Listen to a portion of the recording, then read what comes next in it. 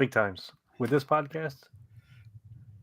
All right, let's see where we got. We are live now, and let's see if our the YouTube or the Facebook is up. Are we taking bets on who's going to come in first? Yes. You were reading my mind. Yes, I Nice think it's job, going to Jeff. be. So what do you think, John? You mentioned it. You lay claim to the first bet. Yeah. All right. I'm going to say it's probably Ark. Yeah, I think it's going to be Ark. I only know that because he was in my TikTok right before I started. Okay, so he knows. He's like our number one fan because he's like telling people, yeah, just go over to Facebook. So we'll, I'm hoping we get a nice comment from Kerwin. Oh my God! We were all wrong. He beat him in. Awesome. Yeah, I gotta see you, Kevin. Let's go, Kevin. So, howdy, Kevin. That's so funny. Well, that's good though. So let's see. Let me find our captions here, our tickers. Here we go. What are we gonna start with? Costume corner. That's probably an easy one to start with. Yeah, let's do that. We're glad you're here, Kevin. Kevin? What do you have? What do you want to talk about first before we start costume corner? What's your Star Wars for the week? And did you see Andor? Because we're going to probably spoil. Well, I don't know if we'll spoil it. I don't know if you can really spoil Andor. I don't know. But yeah. So costume corner. I worked on my belt box. I think it's the left one. I didn't mark it, so I'll kick myself later. Yeah, we do too, Kevin. Yeah, he's got to stick around for the whole show tonight. Then. Yeah. We'll try not to make it overly. We'll try to limit it to hours instead of half a day. No. Yeah, I'm working on the one belt box. I'm happy with the print. I keep having these. I took the print out, and I was looking at. I was like, can this fit on my liquid resin printer? But I think I'm going to try the. I was going to work on it in the garage yesterday, but the rain. My garage was so damp. I'm like, I'm not doing any work on that. But I got the one box done, so I'll do that, and the chest box, and then on. I slushed a helmet for Keeley, and I didn't. So I had a mold. When I was pulling my molds out, I found a new mold, a really nice mold of that helmet that you made, Ken. I think you made a helmet at my house, right? Yeah, I made phase 1. Yeah, phase 1, but it's version 1. I have 2 versions. I have the one. Let me see. Are we going to talk about the new racks behind him? He's got new shelling. He always has this little hidden. His background is an Easter egg all by itself. That's not the version that I have. This is version 2. So I have this mold. The plus side to this mold, it has a fin already built on. The version that I have is your first one where the fin is separate. And I like that version better. So I found the mold. I guess this is like really first world model building people problems. I was digging molds out, and I found one of those a new one that I had made. We had cleaned up a perfect, because I know there's some dings on that mold of mine. So we made a perfect one, but it said repair written on it. And I couldn't remember if that meant I repaired it or it needed something fixed, because heaven forbid I write a full sentence because, there's 4 or 5 extra words would have, killed me. You need a system. Yeah. Well, I have my build book. Like I have like this notebook that looks like a Bible, and it has all notes of how much resin to put in and what color paint to use and all that for all the stuff. But anyway, so I didn't know what it meant. So I took it had the helmet in it, the master in it. So I pulled the helmet out and I put it all back together. When I slushed it, there was a little wonkiness. So I think when it meant repaired, I need to make a new mother mold. I think I think my mother mold, that's one of my old mother molds. So that helmet, I'll probably make a grunt out of it, and I'm gonna find my old mold that you used, and I'll make one out of that too. I got to make 2 helmets for Keith and Kerwin because when they hit I don't know how many 1,000. I'm gonna give them some helmets because they're such good guys. So, but anyway, so I got a helmet slushed, which so I'll slush another one. But I got all the armor that needed painted white painted, and I got all the foam out of the armor. The forearms were distorted because this guy who sold it, he just didn't take care of it. It looked like he threw it in a tub, and those arm pieces were like pancaked shut. So I had to, my massive biceps, I had to fix them up. And your Popeye forearms, come on, yeah, all that spinach. Yeah, so I think depending on the weather, I'll be able to paint it hopefully this weekend, and then I just have to make the holsters, which depending on the weather too, I'm gonna make. I think I told you guys I'm gonna make those out of cardboard and then cover them with fiberglass. Because I just think it'll be quicker. The print lines on this Vader is making me like it. If I'm not happy with these print lines, I'm going to somehow figure out how to finance a big Elegoo Mars or an Elegoo Jupiter liquid printer where you can print like a half a helmet and stuff.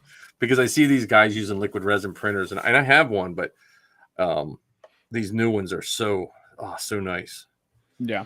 Have you seen the ones that are like a CR10 size print bed?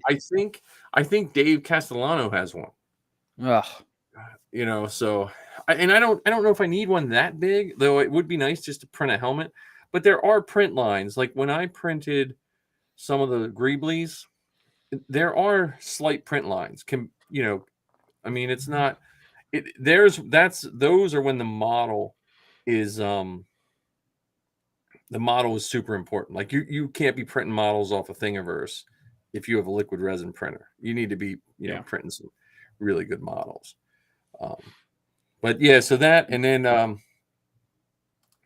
got to check in with Wendy, but my cape should be here this week or next. So, and then the other last thing is the visor for Cody for phase 1. The visor he wears. Mm-hmm. I have one of those from years ago, and it was a bad one, so I cleaned it all up. And I'll probably, when I fix this mother mold of the animated, I'm going to make a visor because people have been requesting that visor. So I don't know if this counts as costume corner, but John was mentioning and noticing that your shelves are slightly different this time around. Oh yeah. Well, I got all the wall painted for the round entrance for the Falcon. I got that all painted, and I had to move some stuff around because I got to build the framework, where all the pipes go. And so I did get a man. I spent basically all day Saturday just working in the basement because of the rain. And so I had to move some shelves. So this shelf right there, that one, it's a little longer. It doesn't fit as much in, but I needed the space back there from where I was moving stuff. So until I start having a big Star Wars yard sale for all the little stuff. So I just sold my Han Solo belt buckles. My Novus belt buckles. I'm just looking for all this little stuff. So, but I got to get rid of some stuff once I get this side done. But besides that, I don't have anything else. I possibly have a troop coming up Sunday, an unofficial troop. There's a I don't know. There's someone who has a really ill son or something like that they just reached out to some of us, and they didn't have the time to reach out through the official channels, because sometimes that, as good as the official stuff is, sometimes that stuff, it just, by the time you get it all done, it's like, okay, it's too late now. Sorry. So, right. But that's it. That's my costume corner. How about you, John? Did you get any progress done on your stuff? Yes and no. I did get that Krennic uniform in. Nice. I was expecting you to wear it. I thought about it, honestly, but it's quality, so it's heavy. Oh, good. And you got that straight from Amazon? Yeah. It's like, because you know how all like those Chinese like pro cosplay and yeah, It's all the same thing. They've got different. There's Ark. Ark, you're about 10 minutes late, and you lost me a bet once again. 2 weeks in a row. But yeah, so like Cosplay Sky, Pro Cosplay, they're all the same company, just with different names. But I found out my squad lead, who just got his Krennic approved, used the exact same thing. Nice. For his. So I'm like, wow. Okay. So I don't want to do Krennic because I don't like wearing wigs because I got too much hair. Right. However, the version 1 ISB officer is literally like I have everything but a belt and a hat, and that's it. So all I got to do in the rank badge. What kind of belt do you need? Just a black belt? The standard. The one with the Imperial buckle, right? Yeah. And like the one I've got, because like I've got a belt. It's got 2 rivets that I would either have to take out and finagle it some way where they're where you can't see that there were 2 rivets. Yeah, and then add one on the opposite side. Yeah, or I just get a new belt. Yeah, because you could probably get just a black belt and put a rivet in, like a. Trying to see, I'm seeing if the Anovo's replacement place has the buckles. They've got the whole belt, and it's like $75. But yeah, but because I was looking at the because I love the ISB look. Mm-hmm. But I was looking at the CRLs for because there's three versions of the generic ISB. There's your standard ISB, which he's got the riding boots and the riding trousers. But the version 1, which I believe was from A New Hope, he's just got straight slacks and Chelsea boots on. Oh, cool. So I have pretty much everything for minus the hat and the belt for a version 1 ISB. So, and I'd have to get the proper rank badge but other than that. Now, what would you rank yourself at? Because I always laugh when people do sand troopers and they don't rank up. Mm-hmm. Like be like as many as you possibly can get. I think with the ISB though, I think you can only do. I don't know exactly what the meanings of all the different ones are outside of like Grand Moff, Director, and Grand Admiral. Oh, okay. You could Jerry curl up your hair or whatever. What's it called? Like, what's the stuff they used to like for the old greasers in the 50s? Make your hair look like pompadour. Give yourself a good old pompadour. Mm. Yeah. But yeah. So getting I mean, it has like it's an embroidered rank badge with Velcro. So and it's just sewn on. So I just have to get a seam ripper and take that off and then cover that with a rank badge. So yeah. Kevin just said about Secret Wars. That's pretty cool. Mm-hmm. He went and visited Steel from Steel Wars at Steele's house because they're both from the same town in Australia. Ben Mendelsohn did? Yeah. And he did an awesome interview with him. We're still on the Scrubs list of the podcast. Yeah, Yeah, we've got. So here's the thing. Let's spend the rest of 2022 getting this polished. Yes. And the beginning of 2023, let's take this thing to new heights because we're just as good of interviewers as these other folks are. See, I feel like I'm the anchor though. I feel like I'm hurting us because I always default to helping Zoe. I'm sorry. Choices, man. Choices. You get to decide.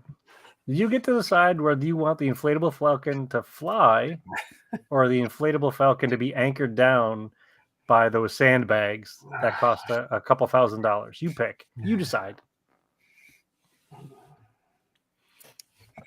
I'm voting for fly, baby. Balls in your court, Mike. I know, but who did I just direct to her? Shut up! Don't even say it. No, yeah, don't even say it. Don't one of the authors. No, don't say it. Kevin doesn't want to hear about it. Ark doesn't want to hear about it. And I bet if Kerwin was here, he wouldn't want to hear about it. Yeah, And they get to Kerwin and Keith get to interview amazing folks. They've interviewed folks from Andor. oh, dude, Kerwin's wife is amazing, and just when watching her work their live show, like she was doing all their legwork and stuff. She was me 7 years ago when Zoe started. So Yeah. See, but now Zoe's an adult. Yeah, She's about to make so many more connections than we have when she's a famous On her director. I know. On her own. Let's get to that part first. So anyway, Daddy needs her Mike kid had to his do costume that. corner piece. John had his costume corner piece, and I'm sad to say that the only thing that I've done recently, I made a container. Well, I didn't make the container, but I purchased a container. It's a file container, and I put foam inserts in it. And so this file container has enough room for both of my Ruby's blasters and my Westar. No, nice. And so I can put them in that, and then when I put it in my costume kit, they won't get banged around, they won't get lost, and they're all nicely contained. So yeah. that's the only thing I've done because of the weather and an unexpected trip to upstate New York kind of got in the way of my costume stuff. Yeah, the weather sucked it out of me, man. I don't know. I must have that seasonal affective disorder? Because, man, when it just gets like dark and gloomy, I get dark and gloomy. So, yeah, it went from 90 degrees to 55 degrees. it went from, I don't know if I can paint because it's so hot, the paint's not sticking, to now I got to stick the paint in hot water so I can paint. So, yeah, I'm having the same problem where it's like I can't really do any like prop making yeah. because of this weather. But Well, I also made a little bit of progress on the Mandalorian helmet. Nice. So The custom one? Kevin, do you listen to Steel Wars? Because you should. Yeah, I'm just the perfect fall for me is when it's about in the 60s and I can come home from work and unwind by working on props for a couple hours every night. And like last night it was too wet. Tonight, and then Safi's working on a project for art class where she made a creature out of a motorcycle chain, welded it, and she needed some of the welds cut. And that kid's a good welder. Plus, she put like 5 times as many welds as you would need. So I was grinding before we started here. I was grinding welds off of a motorcycle chain. So, which isn't good. What was the creature? It was going to be a dinosaur. Now it's going to be a snake. It's going to be a coiled snake. So I don't know. I'm just the man running the grinder. So I know she didn't cut her arm off. Like one of those round cutoff wheel grinders. Mm. So, like there's that guy out in Pittsburgh that has his full metal Mandalorian armor. It's all made of metal. He's come to the trooper. He's come to the armor parties, Ken, at Frank's house. Okay. Oh no, he can't. He has all metal. All right. Yeah. So that's my only other thing for costumes. And I don't have anything for troop time. Troop time, like I said, I possibly could have a troop. I was looking through some old pictures. I was going through, so I can talk about this on troop time because I totally forgot about this troop, and it was probably one of the better troops, and it just made me. So this might seem preachy to some people, but I don't care. So it was at the Masonic home near us. I think in York, Pennsylvania. It has a spot for terminally ill people, right? And there was some people that like Star Wars, and they did it. So we all went.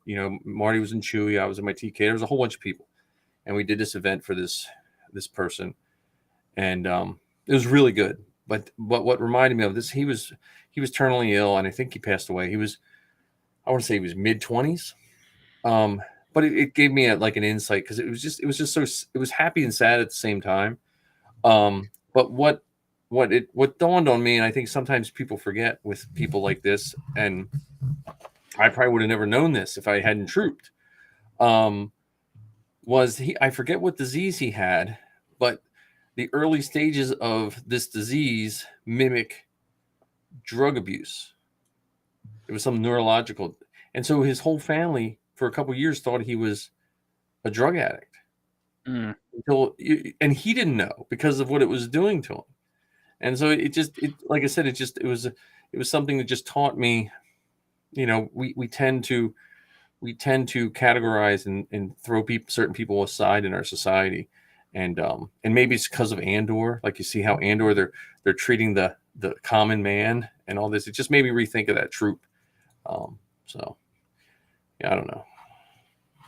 And all the fun stuff. And this you don't have a census in the Mandalorians, do you? I'm not sure. We had our census and troop time. John, what did you get in the mail? What did I get in the mail? Didn't you get something didn't you get your cards or something? What did you put a picture of? Oh yeah, I got my trading cards finally.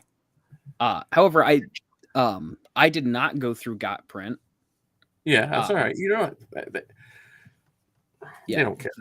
Yeah, they ended up being far more expensive than I would have imagined. But it didn't dawn on me until I was, whinging at the price of Got Print, that I'm like really one of my close friends, his dad owns a print shop. Yeah. So he did 1,000 cards for half the price. Well, and I tell you what you should do. You should send a message to Justin Sonfeld, the CEO, and let him know. That's a good point. I should do that. I mean, what Got Print, I think, is used out of convenience. Mm-hmm. But if you have someone that can, do it, and that's like one of those weird cottage industry. Like it's not something they would have to do a lot of it at all once, but that could be a steady, I would definitely message him. Just go on messages in Facebook or the CEO. Say, hey, Mike Hinton said. So then, if he doesn't like it, he can, because I know him, so he won't be. So yeah, that's a good point. Yeah. But you got your cards now. I do. I feel. Who'd you give the first one to? Who'd you give the first one to? Your dad? Yes. Yeah. Technically, the first ones went to my dad. The second one went to the, I guess technically by proxy, went to the, I don't know what the detachment would be, but whoever does the cards for the Sith Lord detachment, nice. He requested, he's like, hey, if it's not too much to ask, like, could you send out some for me, my wife, and my son? Yeah. So I did not sign up? Yeah, I did not realize that the signed cards were a thing. Yeah. But yeah, so I sent him a signed and unsigned of both of my How did you sign it though? Did you sign it with your name or did you sign it as Kylo Ren? I signed it with my name. Yeah, I signed all mine with TK5351. That's fair. Yeah, because the few signed cards that I've gotten had everyone's like actual signature on them. Yeah. Oh, so we're using our made up names. Or we're not using our But yeah, so I had to make a stop at the Dollar Tree and got a gold and silver permanent marker. Nice. Yeah, I carry a silver one in my bag because of stuff like that. Yeah. See, I like gold more. Gold pops for me. I like gold. Yeah, gold's probably good too. I probably have gold. I used to carry silver too. Zoe would always carry her Sabine helmet, and it would scratch her armor when she first. And so I'd have to go in with silver to make it look like damage for a little while. That's smart. That's real smart. Yeah, you can't see because of all the stuff hanging on it, but you can see the damage from it on that first set of armor. So. Yeah, I think the only thing that I have to contribute to troop time, even if I don't know if you would consider this a troop, but Apparently, my theater is doing a like a trick or treat Yeah. on it would be the 22nd, whatever the third Saturday is. Oh, okay. Yeah, I'm doing a wedding then. I'm doing a wedding that day. Yeah, so I once again haven't decided what costume I'm gonna bring out. I think for that one I'll probably do the Mandalorian. Um. So, but yeah, so not an Oh, cool. official troop, He's but one of those. I think he's one of the characters that is okay solo. Yeah. Is okay singular. I mean, Yeah, not I that agree. Kylo is not, but I think think Kylo also- looks cool with an entourage. right. Yeah, I also think Mando's also pretty timeless too. Like Yeah. like Kylo is too, but I mean, I think Mando like eclipsed some of those guys. Yeah, I think for that, since that's like an event that we're doing, I think that's because like otherwise, because like I told you, like we get to dress up for like the Halloween weekend. Yeah. For that, I honest to God, I don't think I have the heart to bring Krennic with me because it's white. Oh, dude. And You better. I would. Is there any pre-treatment for stains that you can do on clothing? Because Do they make Teflon clothes? yeah, like spray it with something. Some sort of retardant, something that like lets things slide right off. Yeah, that's man. yeah, That's so awesome. I don't know because like if it were like a t-shirt quality, like I'd be like, okay, I don't really care. But like now that Yeah. I see that it's actually like halfway decent and is somewhat passable as a costume, like, oh, I might be able to use this for another costume. Yeah, yeah. Well, Did it come with a cape? I forgot to check. So the jumpsuit from I got the jumpsuit from Cosplay Sky for the TIE Pilot, and it's good. I mean, I think the Jolly Rogers squad, and it seemed petty to me, but they were making guys remove the Imperial cog and turn it a couple degrees because it was a couple degrees off. And I think honestly, I think they have a couple degrees off. you know what it felt like to me? It felt like the average person could now be a TIE pilot relatively easy, and someone wanted to make it slightly more difficult for them. That's what it came across. Now, I'm not, it could, I'm just saying I can't imagine in any world where anyone would notice if your cog is. I mean, we're literally, because how many degrees can you be off in a cog? Like the cog, it's a circle, so it can only be a matter of like 10 degrees one way or the other until it's back to where it was. So I'm just like, Not like that, but why are people checking out each other's cogs that closely anyway? Keep I your know, eyes on your own cog. Yeah, just move your shoulder a little bit. But I got one of those for Zoe, and they're nice. I mean, it just comes down to fit. I think the problem with some of those off the rack ones is if you have an odd body type, you just might have to get it taken in. That's all. Or let out in some cases. No. Yeah, I bought the Mandalorian from Cosplay Sky, and I got 2X, and my shoulders wouldn't fit in. Yeah, it is tight in the shoulders. Yeah, everything, because I was like, well, at least it doesn't make me feel like a big fatso. Everything else fit, but I couldn't get my shoulder. So I was like, Yeah, and that was a 2X. 2X.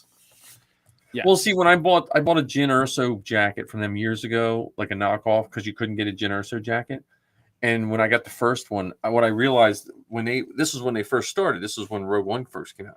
When they said, "What's your measurement?" Around your shoulders.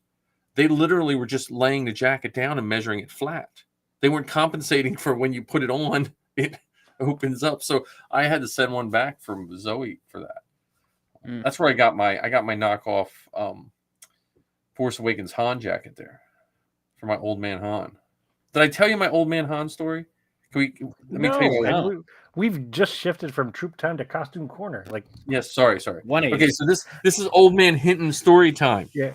You and your cog orientation. Sorry, this is so we went to Zoe had what's that, engineering of the mind, or one of those competitions where like the really smart kids do stuff. I forget what it's called. I wasn't One one of of those- them, so I wouldn't know. I don't know, one of those high school things they do, like they'll go to a college and they have to do something, and they had Star Wars there, not Like not mathletes? like huh? Like the math, like Similar to that, but mathletes? this is more like this was like a combination of like art and like doing a play and doing smart stuff. Do they have a dance off? Destination Imagination. That's what it was. Destination Imagination. Pretty close to having a dance off. But anyway, so it was at Millersville University, and they had stormtroopers there. And hang on, I can't hear. There we go. Well, I got to hear your groans. Oh boy. Can you hear my eyes roll? I can hear your eyes roll. No. Okay. So it was Marty was there as Chewie, and there was some people trooping. I didn't troop because I was there to, watch Zoe. But just as a joke, I wore my brown pants, a white shirt, and my Force Awakens Han Solo jacket on. I wore it just, to support those guys. And we're sitting there in the stands, and this I'm sitting in the stands watching, and this like high school girl came up to me, and she said, "Hey, Mister, did you see Chewbacca's up there?" Right? And I forgot I had the Han Solo stuff on. Hang on. Can you guys hear me? Yes. Okay. Yep. Anyway, Can you hear us? so I forgot I had the Han Solo stuff on, and I said, "Oh yeah, I know him. He's an old friend of mine. We do a lot of stuff together." Thinking like, not. And you could see those kids looking at me like they thought I was in character, and then they left. I don't know. And then Missy's like, "Do you realize you're wearing Han Solo, and you just told them that Chewie's an old friend of yours?" And I was And like, you "Oh, do a lot of okay." stuff together. Yeah, so they thought I was like the world's greatest actor or something. I don't know. Anyway, that's not a very good story, but It's still funny. We need story time every week. my worst acting is when the movie Zoe was working on, they the one person was sick, so they needed an old man to sit drinking wine out of a bottle and smoking a cigar for this one scene. and they're like, "Oh, Mike, can you do it?" And I was like, "Okay." So they said, "Go to makeup." So I go to makeup, and then they looked at me and looked at my part. She's like, "I don't gotta do anything." I was like, "Oh man, life is cruel." So I don't know. Getting old sucks, man. And that was like 7 years ago or something like that. Did you tell her you were 36? Yeah, no. I was much older. I was born in the 60s, man. Come on. My students can't believe that. You might as well say they're we had, you don't know old Sarge. Have you ever trooped with old Sarge, Ken? He troops in the Once I did. Yeah, I did the Thanksgiving Day parade in Philadelphia with Sarge. Okay, so old Sarge. I don't think he was all that impressed with me, but Old Sarge is just, he's all business, man. He's just troop. He's the first one suited up, and he's the last one suiting down, and he's a character. But he came to my school and he does Roman reenactment, like the Roman Legion, okay. And he did a whole thing for my students. He did it all day. He did presentations all day, and he showed them how to walk in like a turtle formation with shields above him. He brought tons of shields and swords and everything. Some of my students, because he was old, thought he fought in the Roman wars. Like they have no concept of time because he had a scar on his leg, right? And he's in Roman, like Leonidas, that kind of thing. And Hold on. The one girl thought she was trying to tell her friend, yeah, that's because they don't wear armor on their leg. He must have got that when he was in the war. Like it's just some people just don't have a concept of time. Old is old, I guess. Yeah. So Truly back in my wonderful day, the mind of a child is. yes. Bring that one right back around. That's John's generation. I blame the internet. Whoa. John's not in middle school.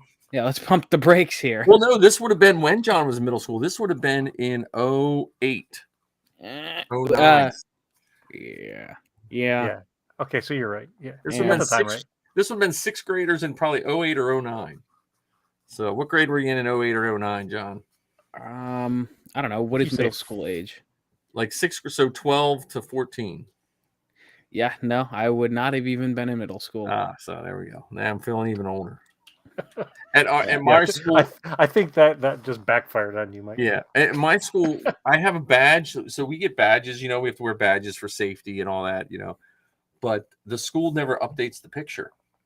So my badge is from 2002.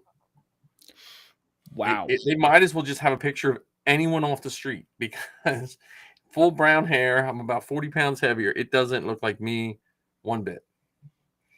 So my students are like, who's that? And one year I had Darth Vader stuck over the picture and I got in trouble. They're like, because we have badge people come around and we get rated on how good our safety is. And I had to cover my badge and I lost points because I had Darth Vader over a picture that didn't look like it. Oh, no. Now, my school picture in the yearbook is me wearing my TK bucket because I said I would only get my school picture taken if I wore my religious headgear. And they said that, and they laughed. And then I showed up for school with my TK bucket. And in the yearbook, it's me in my polo shirt with the TK bucket on. That's funny. I'm gonna start using that. Hold on. Is it like, do they just use the same picture every year? Well, I told them I won't get it done again unless we let me wear my TK again. And so now when they have picture day, I just don't go down. So I'm friends with the woman that does the yearbook, so she just keeps putting the same picture in. That's amazing. Oh, you rebel, you. Well, I did my intro to my students last year after COVID in my Sand Trooper. I did a video. We had to post a video welcome them to school. So I was in I think I posted that up somewhere. Like full garb? Full Sand Trooper. I walked in. I said, hey, and I pulled my helmet off. I'm Mr. Hinton. And we were supposed to tell them something about ourselves. And I was like, I don't really have anything to tell you. I can't remember anything I really like, but I'll see you next year or something like that. I forget what I said.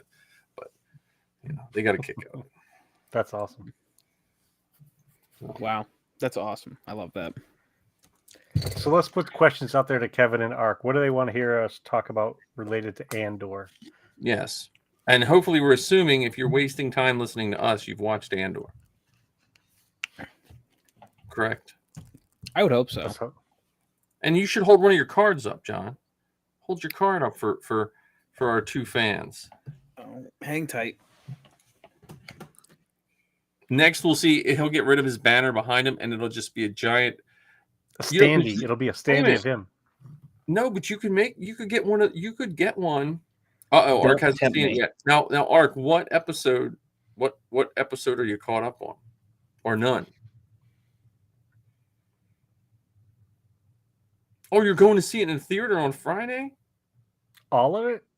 Like all 5 episodes? Or just episode 5? That would be fun to stay in the theater. Because I will say, and Marty's always said this too, the coloring of like Rogue One, like of just the literal color of how things are. All episodes. Oh, that's cool. I just think the coloring. You're gonna have to plug your ears. Yeah, you're gonna have to plug your ears. But when they were like, oh man, the new screen and projector, awesome. That sounds fantastic. The because I'm trying to, what I'm trying to figure out, what am I going to play during my Halloween haunted walk? Because I do a haunted walk, and I was tempted. I was going to do Rogue One, but that's kind of like it's going to be running the whole time of Trick or Treat, which is 2 hours long. Why don't you play Hocus Pocus? Look at that. He got a shirt on and everything. Yeah, I thought about Hocus Pocus, but I did Nightmare Before Elm Street or Nightmare Before Christmas one time. And I also did, without those bars just on TV, I would want you to make me some pizza and stuff like that. Oh, look at that. Oh, those are awesome. Nice. Did you get any of those cards yet, Mike? Of my own or John's? I've never got I've gotten tons No, of no, no. I'm different. saying, did John send you his No, card? I'm not on his mailing list. I'm not on the Okay. John Scalise fan club mailing list yet. Oh, your mic's not working, John. Yeah. Sorry, I said bold of you to assume that yours aren't already in the mail. Oh, okay. Oh, I could use some good mail. They want me to refinance my house every other day. I need something to not refinance my house every day. That shirt does look fantastic, by the It way. does, Doesn't it? I mean, like, Yeah, you don't want that anywhere near butter. Yeah. I just picture his first troop in that. They're like, oh, and the pizza place has all the spaghetti you can eat. Buffalo wings, my favorite. Yeah. Yeah, that's goodness. no. You got to make a stunt shirt. Just get a cheap white shirt one day, and then like walk off and like jump in, throw it on real quick, and then just get it all dirty on a TikTok. You know, just yeah. I would have to go a dark color of something because you know, I'd have to get one of those blues of the paddy wagon guys. You know, the corporate police. The corporate police. Corpo. Yeah. And did it come with the code cylinders, John, or did you have to get those Nope. separate? Nope, these are chalk holders. Okay. The those corporate all that. So one of my favorite episodes of Clone Wars is when Ventress goes after Yoda. I think it was the first one they put on television. I think that was part of the Clone Wars. Yeah, that was the yes. Yeah, so I think he was with 4 clone troopers. Yeah, that is probably, if someone said you can only watch one Clone Wars episode ever again, that's my favorite one, just because I like how Yoda talks to the clones and all that. And the one thing I really liked about that was Yoda was such a good person and did all that wonderful stuff, but he literally put the foothold of the Empire on that planet. You know, because the insidiousness of Sidious was the Jedi were doing all the legwork to put these bases on all these planets. I think that's part of the brilliance of the Clone Wars that a lot of folks don't give it credit for. Yeah, because so then that reminded me today was when I was rewatching. I guess that was episode 3 of Andor, or maybe 4. I don't know. 4. When they were talking about how since those corporate guys messed up, the Empire took over. So the Empire has it set up where they let the little guys make all that mess, and then they kind of come in at a certain level and look like the savior. Like, look, we'll restore all in order. You know, well, that's also what brings the population to support that sort of rule, that sort of thing. And so before we go too far into the show, could I make a couple of requests related to it? Yes. So my first request is that none of us talk about this thinking that the show is too slow. Because I hear way too many people say that the show is too slow, to the point where I almost get bile backed up in my throat when I hear people say it. Right. So can we not talk about that at all? I agree 100% on that one. And then the other thing is not talk at all about how this show is better than everything else that's come before it, because I also don't think that that's accurate or true. So. And it's not bad either. It's not like I'm at the point where there's so much Star Wars. Why does everything have to be a list with a number on it? Like, you can have, here's my favorite Star Wars. Here's a list, no particular order. You know, like, because it's all starting to be a giant puzzle. Like, we started out with one little puzzle, and then these puzzles just keep going together into these beautiful mosaics. Goodness, yeah, absolutely. Yeah, I think I said it to you guys earlier. This is the first Disney Plus show that we've gotten where it's like, oh my god, I can't stand the single episode format because I just want more. Yeah, because it's that good. Like with The Mandalorian, or even the Book of Boba Fett, it was like it was still grueling waiting the week, but I knew it was going to be a new story. It Yeah. wasn't every episode was connected to the next directly, but with this one it's like, ooh, you're telling one big story over, however many episodes. And And it's just I want to see how it plays out so bad. and which I'm, as much as I agree with that, I'm also glad it's not that. Right. I'm also glad that we're not getting it all at once, because I would just binge it all at once. Well, what if they did something like, instead of having one episode, one episode, one episode, what if it was they gave, because the way I understand it, and I could be wrong, I thought I had heard that each trio of episodes, each trilogy of episodes is one arc. And so what if it was, so this week we got the first arc, and then there was a gap of a week, and then we got the next arc, and then a gap of the week, and then another arc. So because the first three were roughly movie length. I mean, they're what? Yeah. It was what, an hour and a half worth of stuff or so? Right. Mm-hmm. And now Zoe only saw the first three. I remember one of you guys thought she saw the first four. That was a press. The first four was a press thing they did. Mm. Oh, so I was telling rumors about Zoe that weren't true then. Yeah, it was. She saw the first three. Well, again, the if she could have got up to Lucasfilm, she could have probably got into that one, but it's just too far. Like I'm all bad map person from Pennsylvania. I just think everything is right there. And she's like, "No, Dad, that's like 6 hours away. No, that's 3 hours away." You know what I mean? Depending on where Magic Jump is like 15 miles away. Yeah, well, no, but I tell her about Magic Jump. I was talking Magic Jump today. We'll see. We'll try. It's not. Again, she is doing 2 troops though. She actually has 3 troops now coming up. So, well, if her spotty California Wi-Fi ever picks up, to get around here for troop time. Yeah, I don't understand that, but that's how it was with Lizzie. But yeah, so I agree with that, Ken, with the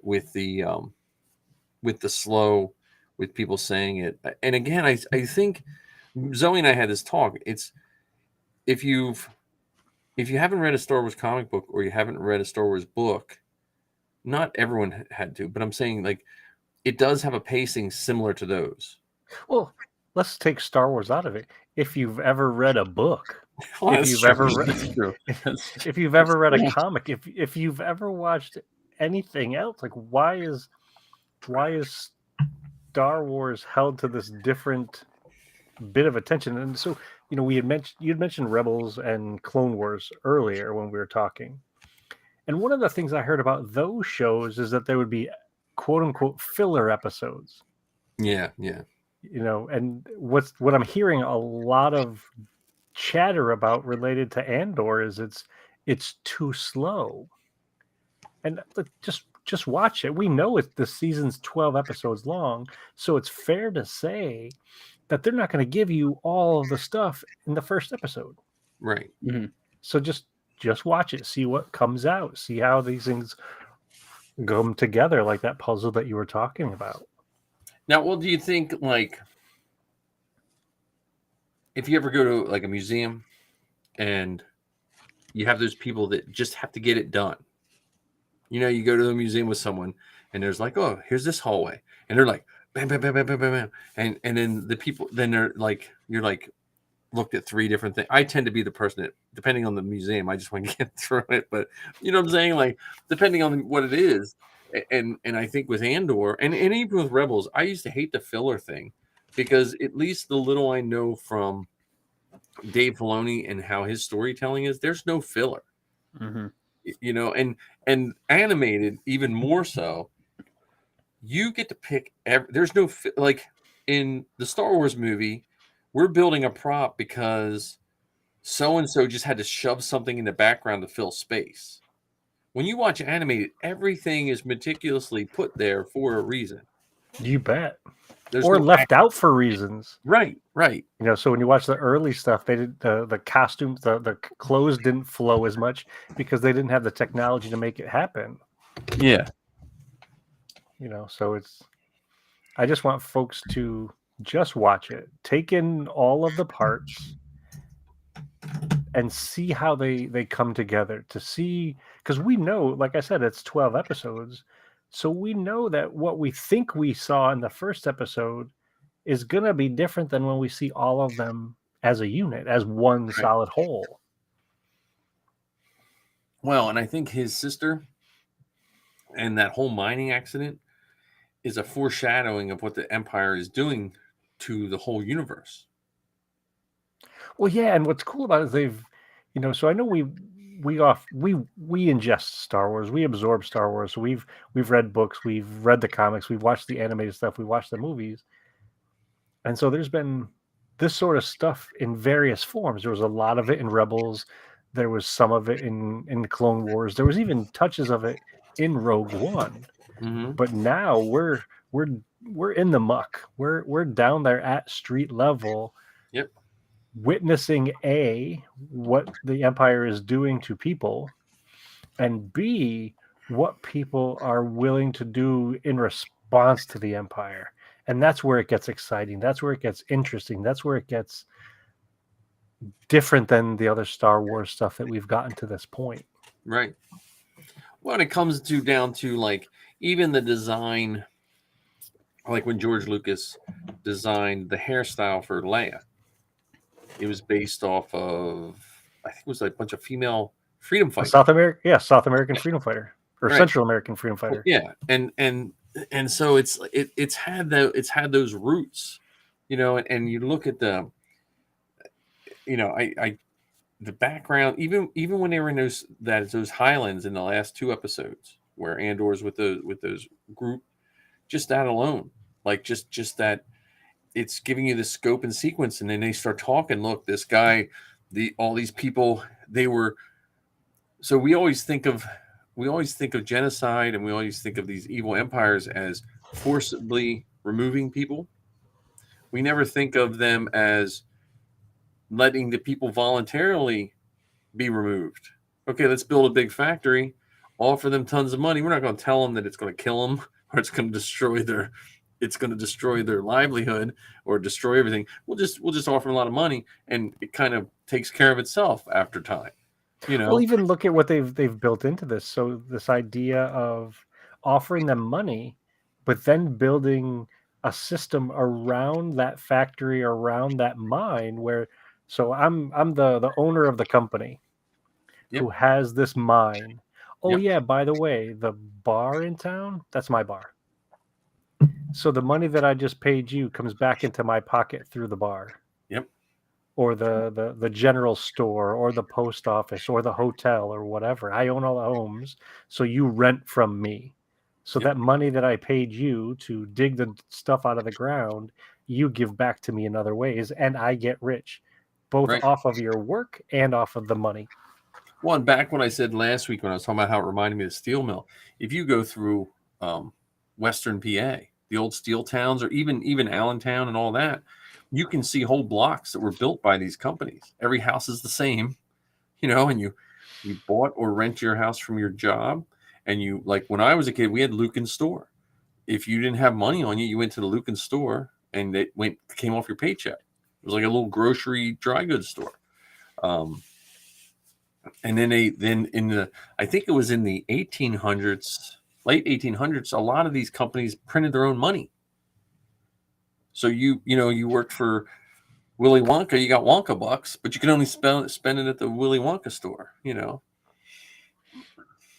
Yeah, and that's the subtle brilliance, I think, of this show. Yeah. You know, and Star Wars in general, but specifically this show. Well, and I hope it brings up a curiosity for history and a curiosity for all that. Well, I think for some it will, and for many, it's beyond them. Yeah. You know, which is somewhat a sad state and a sad statement, because they're missing so much of the richness and the fantastic thing that that was started way back in the 70s with George, and using history as a basis for these stories.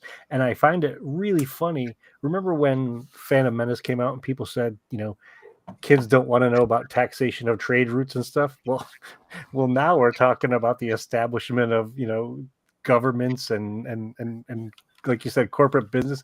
Kids don't necessarily want to learn about that stuff, and it's still incredible to watch. Kids don't, but then you watch the video games that some of them play.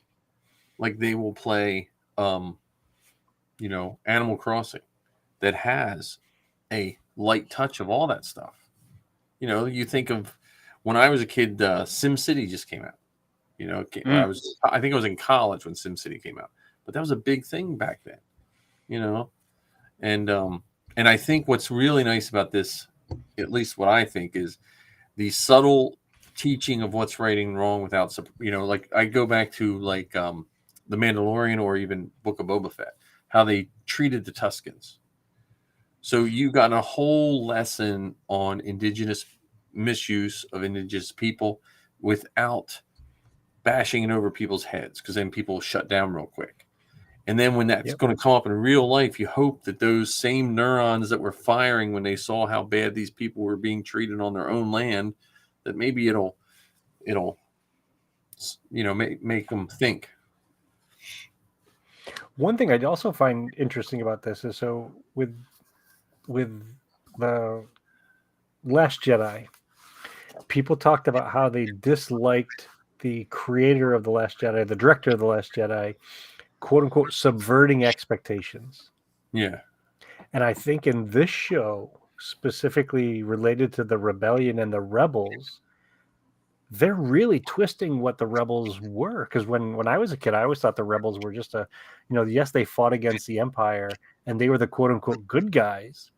But now we're seeing the things that they did to make that happen. And so even someone like Mon Mothma, who I looked at as noble, and I still do, I still believe she is. However, she was involved with some shady stuff. Yeah. I would like to throw her husband out. Is that her husband? Like to throw him out of the car? Yeah. Husband and her daughter, Leda, I think. Oh, yeah. But it's interesting, if we were to count up all of the lies that we've heard, even in this last episode, there, Cassian still is lying. Yeah. He did tell some truths, but he's going by his stepfather's name, not his own name. Yeah. So every episode there are more and more lies being told. I will say, so making, what's the guy's name? The art collector guy? Luthen.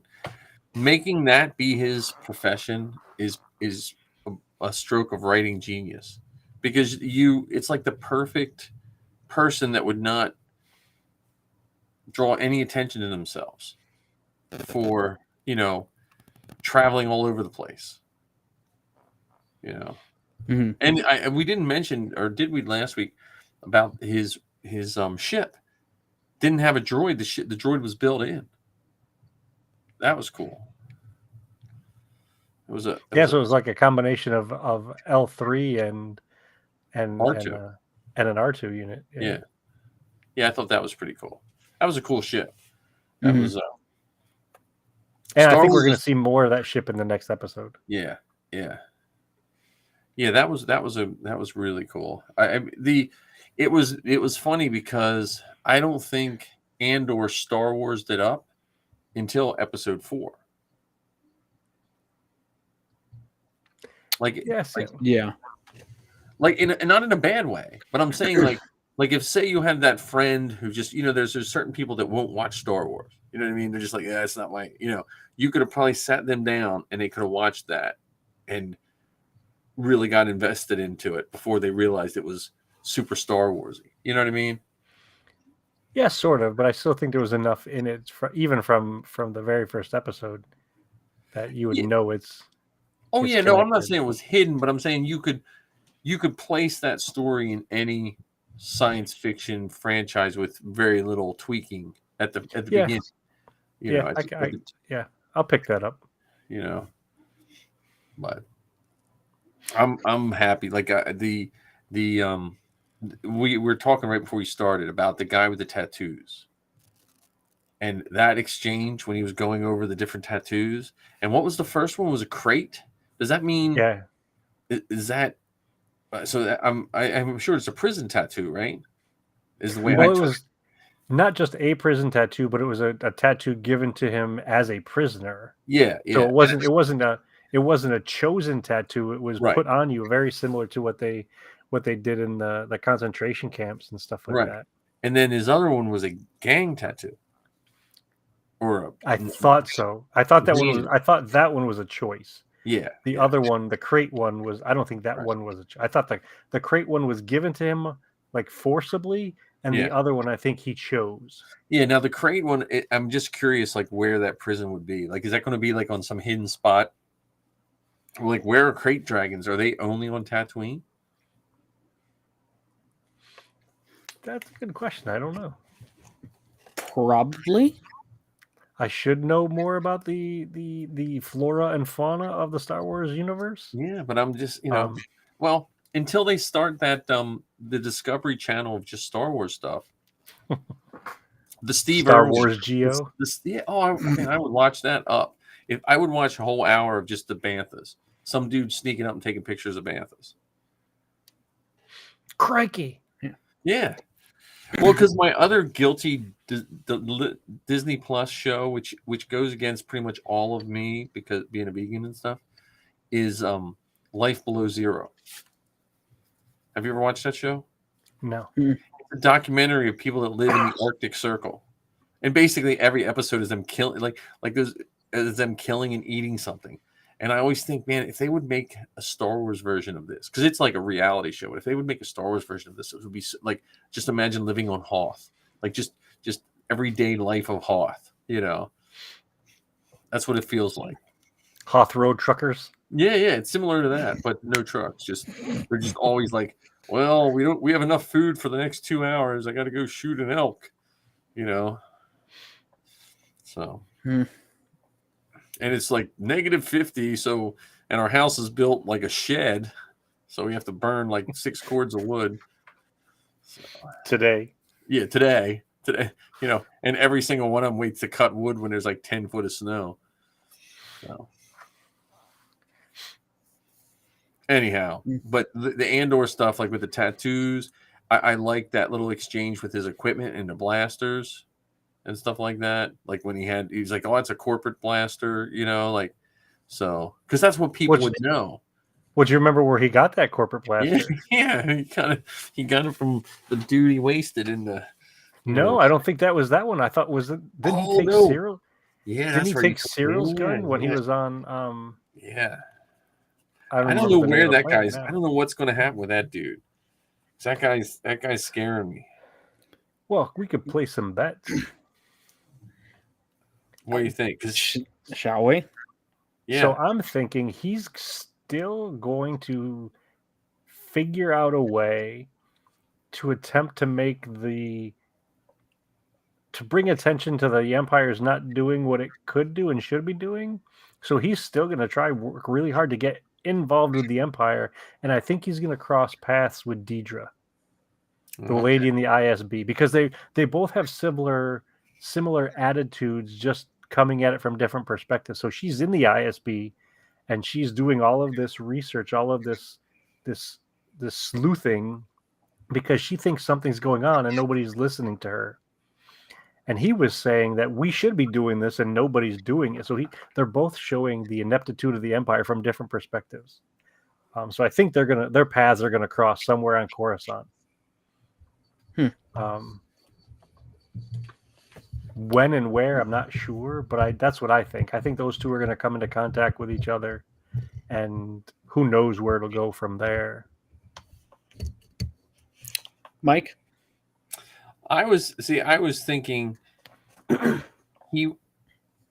I was either thinking he was going to become obsessed with Cassian, and somehow he was going to be in a lowly. I was picturing him being in like a lowly position somewhere, and him foiling one of Cassian's things, and that's what gets him promoted. like he's like Joe Janitor, and Cassian's coming in, and you know what I mean, and he kind of saves the day, and then he becomes like his arch nemesis in like the next season, Okay. or he becomes Dengar.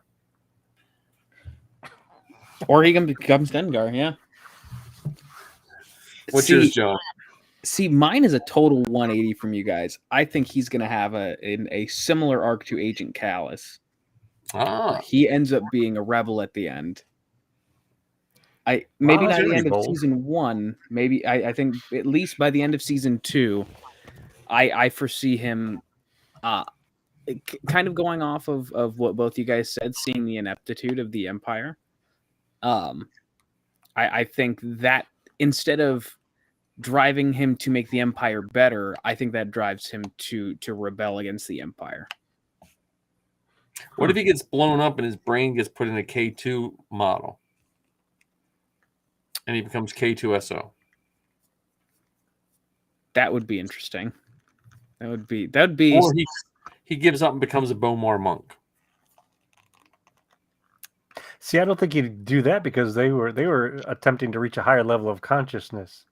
Right, but I'm saying unless, of course, you were Greedo. Who was it that became a Bomar monk? No, Bib Fortuna. Bib Fortuna.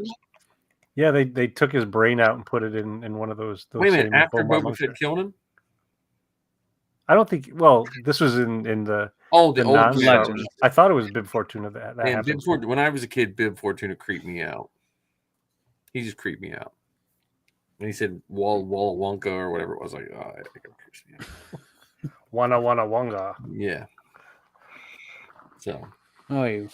Yeah, I'm curious. I'm curious what happens with that. I'm curious. Like, I'm still curious. Like, could we see, like, not Callus, but could we see could we hear about when Zeb's planet's destroyed? Well, I think it's definitely we've heard of other planets in conversation. Yeah. Like, for instance, we heard of Hosnian Prime. We've heard of Jakku. Yeah. So those things have come up in conversation. Didn't they say something about Scarif too? I thought so. It was 3 or 4. Yeah, it wasn't this week, but it was a previous episode. Because they were talking about an increase in construction supplies being sent to Scarif, I thought. And then the only other thing, which I kind of remember and was mildly traumatized, was when I listened to Zoe and Lizzie's podcast talking about the booty call. And then I realized that my kid's podcast is 7 years old because now my little tiny teenage daughter that started a podcast when she was in 8th or 9th grade is now talking about the booty call from the one episode from Bix. Yeah, it's like Bix and Tim. Yep, the girls have grown up. They've had their booty call episode.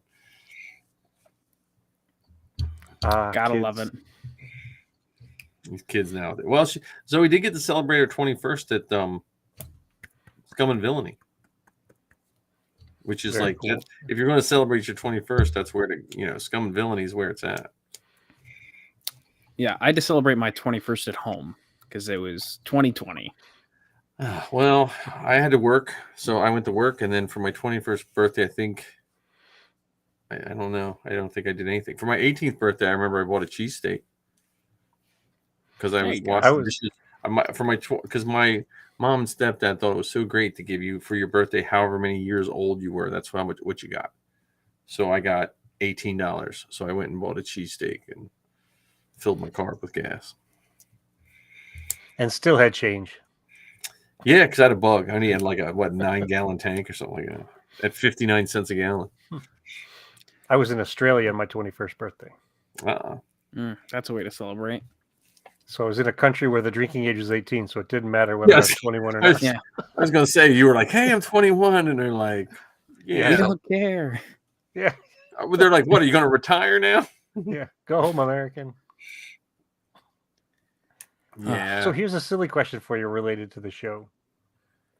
What are your thoughts on the facts that Tony and Dan Gilroy seem to be getting much more of the attention than the directors of the show? Well, you know why? Because I think at Celebration, they were the ones leading. They were the ones kind of leading the whole thing. Like I think, I don't think the directors had as much say. I think they were way more hands on than because that's how Filoni made a name for himself. But you didn't hear much about Filoni the first little bit of Clone Wars because George was working with him. So you're always going to gravitate to the bigger name at first. You know what I mean? Well, I mean, in comparison, though, when you look at things like The Mandalorian or Book of Boba Fett, they focused more on the directors than they did the writers. Yeah. Even to the point where they made a big deal that when, Deborah Chow was being asked to do all of Obi-Wan Kenobi, they didn't talk necessarily about the writers of those shows. They were more focused on the directors. But for this one, there definitely is a lot more of attention given to the writers than to the directors. Like, for instance, did you even know the director's name for I do not. for the first two arcs? I do not. Who is it? I don't want to spoil it. Well, but it could be, and it could be intentional in the sense that maybe because it is a different style of Star Wars, maybe the showrunners are like, hey, look, we'll take the hits. Because unfortunately, Star Wars for directors are hit or miss if they like you or not. You know what I mean? Like, it depends on which way the wind blows and who likes you and who's not. Because, like, think about it. Force Awakens, what's his face? No, I can't even remember his name. J.J. Abrams. J.J. Abrams. J.J. Abrams was like the savior to Star Wars, this, that, and this, until he wasn't. Like he, Hell, even George Lucas is batting 500. Yeah. Yeah. That's what I'm saying. So I wonder, because when I went to the panel, he did most of the talking. Gilroy, is it his last name? Yep. He did most of the talking. And so I wonder. And were the directors there? I can't remember who was on the panel. I thought one of them was, but maybe not. So far they've had two directors. The first arc was done by Benjamin Caron, if I'm pronouncing his last name right. The current arc, the next 3 episodes, 4, 5, and 6, are being done by Susanna White. But I don't see their names being put out there. Right. But I'm saying, I wonder if they're doing that to protect them. You know what I mean? Yeah. Like, because like with the Mandalorian, I think the Mandalorian, they knew, except everyone else, the people doing the Mandalorian knew that it was going to be a hit, because every single thing Jon Favreau, like I remembered when he first put that picture of his rifle. Remember they put that picture of the rifle laying on a box on Instagram or whatever. They lost their shit on how great that was, And then the first episode, when you see Grogu for the first time, they knew, like, you couldn't get enough Baby Yoda, and still to this day, it's probably surpassed R2 in merchandise. Oh, I don't know. Well, yeah, R2 has R2 has many more. He has several decades of but it has to be. But there is some Baby Yoda stuff. Like, you can't find certain stuff in the store, but you can find Baby Yoda stuff pretty much in any store you go to. Oh, and you can find random Baby Yoda stuff. I mean, I saw kids, either kids reading glasses or adult reading glasses that had Mandalorian on them, and bath bombs and lip balm and stuff like that. Oh yeah, that's what I mean. So I think they knew what they had right there. So, and I think that you can hook the directors, and I think they poised the Mandalorian especially to showcase the difference of the directors, and Book of Boba Fett to a certain point. But they had showcased what's his name's style. But I just wonder if it's just to protect. I don't know, because the history of this Andor show, I want to say it was Chicago. Chicago was when the guy who plays K2SO did that live stage show. Did you? Alan Tudyk? Yeah, he did the live stage show. I didn't stay for it, but Zoe did. but he talked about the Andor show then. You know, Well, they had a teaser trailer, I thought, at that. I could be wrong, but I thought that celebration had a teaser trailer for it. they might have, but they were talking about that from way back. You know, and it could be maybe because Andor. Think about the director. I don't want to say missteps, but the director issues they had with Rogue One. Because remember, they had to bring in, and so maybe they were just like, let's just do this way. Well, it was that the missteps for Rogue One were subtle, Right. whereas It was the first, missteps for Solo were definitely much more pronounced. right, but I think wasn't Rogue One the first time we had missteps, other than I thought Solo came out before Rogue One. No, I got him No. twisted. Never mind. No, no, 'cause I it got was him. the I got him. second one. Yeah, I got him flipped. Yeah. Yeah. And it Yeah, was, I got him. I think if they would have known what was going to happen with Solo, they would have been like, don't worry about it, you know. But I think they for Rogue One they kept the director. They just brought in Gilroy to do some of the editing or the writing. I thought because I don't think he directed any, did he? I think they do some reshoots based on his stuff too, or something like. I don't know. Yeah, I don't really know because it kind of just went away. Like it was very quiet, but they reshot about 15 to 20% of the film. Yeah. So, but like you heard about it for like 10 minutes and then it was done. Yeah. And I think the only reason we still remember that is because like if you go back and watch any of the trailers that came out before like a month before the movie came out, they're vastly different than what's in the movie. The only other thing I remember about that was they were having casting issues with Jin. I think Jin was like I think they announced the wrong person at one point or something like that. And there's a poster that came out for the the toy thing at Star Wars Day at Toys R Us, and the Jin doesn't look like it. Looks like someone said draw a generic person with brown hair because it doesn't look like the girl that played her.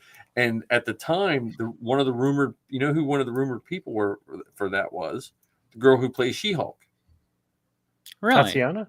That was one of the rumors. I don't know how far it went because that was Orphan Black was pretty big back then.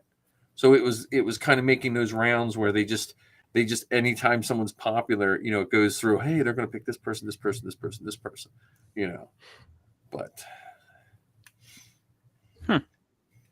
And if you haven't watched Orphan Black, watch Orphan Black. Have you watched it? No, I have not. Watch one episode, and it's that lady that does She-Hulk. She should be winning every acting award possible. Once you see that, she does really good in She-Hulk, but She-Hulk doesn't even give her the platform because Orphan Black, she plays clones of herself. Yes, and they're all different, and you do not. I argue that you will not believe she's the same person, even though she looks the same. Oh, that's impressive. What's it on? I have no clue. Just look up Orphan Black, and I'm sure it's. I think I want to say it's a BBC show, but I don't know. I have the Roku. I just search and it tells you what's on there. So, and I wasn't distracted by the machine gun that wasn't Star Wars up enough. It didn't take me out of the show. When that guy was standing there with the AK-47, I thought it was going to ruin it for me. I thought I was going to. Really? Did you though? Did you really think it was going to ruin it for you? I know, but I mean, remember that stink. That's when you have way too much Star Wars, when someone is worried about a still of a video. Well, even before that, do you remember what they were saying? I thought it was The Force Awakens, the poster with Rey on it. And when you looked at her staff, you could see a Phillips head screw. Yeah. Oh yeah. So it's not unheard of for. I'll use the word fans. What was the zippers from? What were the zipper? Luthen's jacket had zippers. Yeah, but what was the zipper gate from last time when they were saying there was no zippers in Star Wars? What was it? Was that from the mods? Oh, there he's looking at the screw. Oh my goodness. That's the one. Yep. Yeah. If you're noticing that screw on that poster, you got some serious issues. There's a lot of other things nice to look at. Don't look at the stupid screw. You know. Oh I man. forgot I had that handy. Yeah, I mean, I don't think I've ever watched a Star Wars movie and got quote unquote taken out of it by anything that was on the screen or that they said or that they. I mean, so I had people say the same thing about Dex's Diner. Yeah, yeah. You know, that the diner was too earthy. It reminded them too much of a diner that you could go to in South Jersey and get a gyro and an omelet, or a hero, however you Yeah. pronounce it. I could be pronouncing it wrong. Out of a 10-page menu. Yeah. So that was too earthy. Ken, I have to disagree with you. I was taken out of A New Hope last night when I realized that Luke's pants have a crotch zipper. I was infuriated. You know that those are just bleached Levi's, right? That I saw a zipper. I was unhappy. The Tuscan robes, weren't they a discontinued high fashion blanket? I forget what blanket it was. It was some weird. I would say the only prop, which the only prop that I noticed one time when I was a kid, not even a kid, I guess it was an adult because it was Phantom Menace, was the plastic ball throwing toys that hung up in Anakin's bedroom. But then I was thinking, well, wait a minute, he's a kid. You would have a ball throwing toy, And my least favorite props are the Naboo pistols, and that's a fully 100% made prop. I hate those Naboo pistols. Those silver ones that Padme has hidden the thing. Yeah. I like the earthiness of the the real looking guns. It doesn't feel Star Wars enough for you, It Mike? feels too Star Wars for me. Though I did have Padme's blaster squirt gun. Super Soaker made a line of those, and you would pump the handle up and fill with water. It was a pretty good pistol. I would spray Zoe quite a bit when she was a little kid. So you weren't taken out of it when you saw the canteens that they use, which are you can buy on Amazon or. That's the stuff I love. That's between that and that group we talked about last week, the World War II TK group, the Remnants. Yeah, that to me is that's what makes Star Wars. It's a lived in. It's the Sand Trooper was the first costume when I first saw Star Wars that I liked. Like I thought the Stormtroopers were cool and stuff, but man, when that Sand Trooper appeared, maybe just because I was like a dirty little kid that never had anything clean, but the Sand Troopers were awesome. Okay, Linus. I know. I was like Pigpen. No, you Pigpen. I was like Pigpen. Pigpen. Oh yeah. Yeah. But I had a big head like Charlie Brown. Yeah. Yeah. Watching A New Hope again, I kind of want to. I want to dirty up my TK once I actually do it. Well, yeah. Don't put the stomach buttons on it either, because the ab plate's different.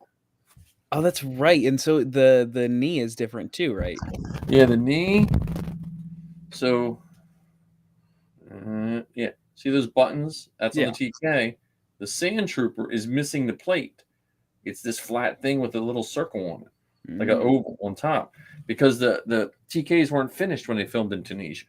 Mm-hmm. You guys are getting our fans all sorts of mixed up because now you're going back to costumes. Oh, I know. Everything goes back to costumes, Ken. I realized Zoe went to the Theater of Performing Arts or something like that. So she has this class on Saturday. This is why we all need to just go to film school. And it's a LA class, so they take them to all these historical places in LA, and they have a class in the actual location, and then I don't know, and I don't think anyone of Zoe's classmates are watching, but Zoe was like eating lunch, and she was like, they were saying that the fellow students in the class was like, this professor never gives A's, and Zoe's like, she just closed because Zoe's a straight A student. She's like, oh, okay. But anyway, she sent me pictures of like they have the original R2, one of the original R2s there. They have one of the original C3PO suits there. all kinds of stuff. Because she sent me them, I was like, you should send those to Dan too. And I was like, she sent me pictures, and this is why costumes are always. I said, oh, thank you for the pictures. Can you get me a close up of 3PO's arms? Of course. Because they used on those 3PO suits, they depending on what suit you look at in the same movie, they've used multiple arm pistons. And I'm trying to find a nice set of arm pistons. And when I decided to do it, I'm going to take it to one of the Amish machine shops. I'm going to get them to make me a couple sets of stainless steel ones. Because those things always get ripped off the C-3PO arms when Safi's wearing it. So, this time I'm just going to get them bolted right on because I'm making her new fiberglass arms. I'm just going to make them solid. So, speaking of, close-ups and stuff, what did you think of all the different props that showed up in Andor? oh, that's nice. Well, and they talked about Easter eggs. Remember they talked about Easter? They were like, there's no Easter eggs in this show. Well, see, Easter eggs to me are a silly topic in some regards. Yeah, no, I agree. I think people don't understand what an Easter egg is. Yes, I would subscribe to that issue. Because just because you put like you so for instance, here's the example I can think of. So in we're already in spoiler territory, so I apologize, Ark. So in this last episode, there's a speeder bike that one of the Imperials ride in on, and it's the same speeder bike that showed up in Solo. Right. I wouldn't count that as an Easter egg. I would just count that as continuation of the story. It belongs there. It makes sense there. Right. But however, I would, if I were to label something an Easter egg, I would label Indiana Jones' whip being encased in carbonite. That I would call an Easter egg. And at first I was like, wait a minute, I could take those Han Solo heads that I made. I could just cut the head off and put a whip in there. It would have been way easier than making the Han Solo heads. Yeah. As long as you whip it good, it'll be fine. Right. Yeah, now that's an Easter egg to me. And I go back and forth on even the Star Killer armor, right? That was for you, John. I appreciate it. The Star Killer armor was, I guess that would be considered an Easter egg too. No, I wouldn't call it an Easter egg. Like, it makes sense there. Yeah. Just like I wouldn't call the Mandalorian armor an Easter egg either. No. Well, in the Star Killer one, it wasn't really full Star Killer because it didn't have something else on the back of the head. I don't know if it was attached to it or if it was part of the display. Oh, okay. Well, the only thing that was actually Star Killer armor was the helmet. The armor didn't match. It could have been part of the display or to me it looked like it was attached to the helmet, but whatever those like prongs were on the back. See, my guess is they probably have the archives, but then they probably have prop rooms, and they probably say, "Hey, we need 35 pounds of Star Wars stuff to load up a background." You know what I mean? And they send someone in. It always blows my mind the amount of people that work on things that don't really care about it. They're like, yeah, I work on Star. Like I'm always happy. Well, Tony Gilroy, when they said that Tony Gilroy doesn't care about Star Wars either. Right. Yeah, I don't know if I believe that though. I think he's just too cool to be a fan. But anyway, I'm just always amazed when there's those people like where it's just like they're hating their job just like an overworked McDonald's worker, and they're working on Star Wars that most of us would like kill to do, and then they're the ones that they're setting up props and doing this kind of stuff. Like for every guy that loves it, like we just get off the heels of Light and Magic and all those guys. There's that Bob whose job it is to like just dress the set. Well, early on, I would agree with that because early on they had no idea what they were doing. Yeah. I don't know if that Bob exists today though. I don't know. Because I think I can understand everyone having a bad day. Like I'm sure that Rick McCullum was pretty pissed off when they lost Qui-Gon's wig in Tunisia. Yeah. So I can imagine having a bad day, but I can't imagine them saying, "Oh, I wish I was doing something else." Yeah. No, but I'm saying At like least nowadays. the lowliest people. I don't know. I'm still waiting for that call from Zoe where it's like, I got job at XYZ. That's what I'm that then you'll see a wave of relief on my face. Followed by a, so what are you getting me to do? Where, Yeah, where, right. Because how much does it pay for me just to sit and make stuff for you? yeah, or how do you just get me on the set? I don't even have to make Yes. anything. Oh yeah, just let me I'll be in be the background. let me be Ajax Citizen's older brother. AJ Ajax Citizen. Citizen Senior. So And one of the things that's really fun now related to the props and all that sort of stuff, there's this Facebook group called the Parts of Star Wars. yeah, oh yeah. And so they've already identified a whole bunch of the things from Andor, the show that's coming out weekly now. Yep. Whether we're talking about the canteens or the flashlights that they're using, they're already identifying where those pieces come from. So if Yep. you want to build one of them for your living room, your Millennium Falcon set or whatever, they've got some of those parts.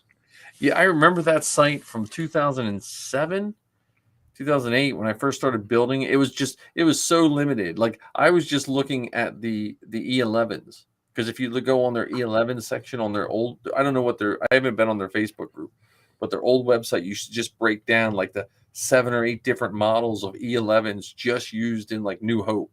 It'd be like Stormtrooper 7 carry, And those are the kind of people I want to hang out with. Those are the kind of people I want to talk with. Well, yeah, because and I think with a lot of that stuff, those props, like, so when I joined the 501st, Clone Wars were just started out like 2 years after I joined, and so that was kind of like the heyday for like the 501st. Even though the clones could be in Rebel Legion just didn't have the presence as 501st did at the time, and then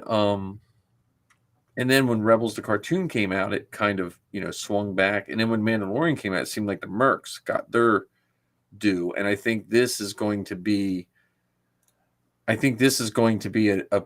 big help to a little bit to the 501st because of all the Imperials. But I think it's going to help like the Rebel Legion and possibly like I think Dark Empire do. Who does custom? I guess Rebel Legion does custom rebels as well. Like you can be fighter pilot so and so too. Yeah. So I think that's going to. Well, I can't wait to see all of the citizens that come out of this. Whether it's somebody dressing up like Mon Mothma's husband or some of the I just want to see some Mon Mothmas. Yeah. Like, Yeah, it's going to be cool. No matter what group you're in, we all look better when there's a mix. Yep. Like, because I've been to the days when it was mainly just 501st, and you can only have so many of the bad guys if you don't have any good guys. It's an unbalanced photo. Like if you have Darth Vader and a bunch of stormtroopers, that's cool, but it's even better if you have Darth Vader and a bunch of stormtroopers and some fleet troopers and some, So we have the one fleet trooper. I think is his name. He's around your area. Does a good fleet trooper. That's I don't like face characters, but that's it's nice to have fleet troopers, especially when Vader, because you can get him to choke them. All kinds of stuff. Pilots. Though I'd love to see more of the Rogue One pilots, like the different color suits. Yeah, and I still think because of this show, you're going to have more of the, the generalized generic citizens. Yep. So you don't have to be in the military so much. You don't have to be even a senator or whatever. But like Luthen, I think there will be. I can envision people cosplaying as Luthen. Oh yeah. Now the downside, like certain costumes, like the Mimban troopers, not the stormtrooper ones, but the ones that like solo The mud troopers. Mud troopers. they're one of those things that unless you make sure there's other Star Wars people around them, they can easily not look Star Wars to the average person. Yes. Similar to someone accused someone in a officer's uniform when we had it at my school. They thought they were dressed as a Nazi. I had to tell one teacher, no, she's not a Nazi. It's an Imperial uniform. Because she said, why is she dressed like a Nazi? Because we had years ago when they trooped my school. So, Don't the I think that's the most important part, but nah. The arm badge. Yeah. You would think, but